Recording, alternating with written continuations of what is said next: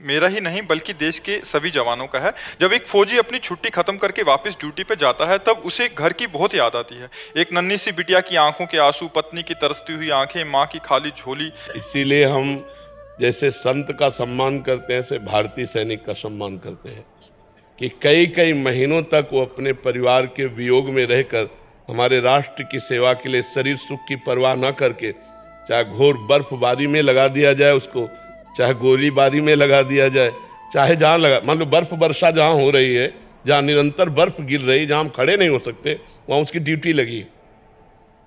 और अपने प्रियजनों का वियोग सबसे ज्यादा कठिन होता है, क्योंकि वो हम लोगों ने देखा है। अब जिस दिन से घर से निकले थे जीवन में घर नहीं गए, हमने तो मिटा दिया, अब ये तो उसका राग रखे हुए हैं, कितना इनको हर बार जलना पड़ता है।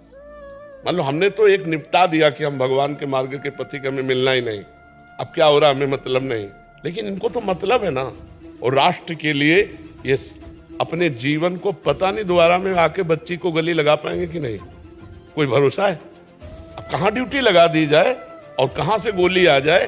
तो इसीलिए हम राष्ट्र के सैनिकों से प्रार्थना करते हैं कि आप अगर बिना भजन किए भी शरीर छोड़ोगे तो आपको जो बड़े बड़े यज्ञों का फल होता है स्वर्ग की प्राप्ति, वो स्वर्ग की प्राप्ति होगी। और अगर आप राधा राधा कहते हुए शरीर छोड़ोगे तो भगवत प्राप्ति होगी, जो बड़े बड़े योगी तपस्या करके प्राप्त करते हैं।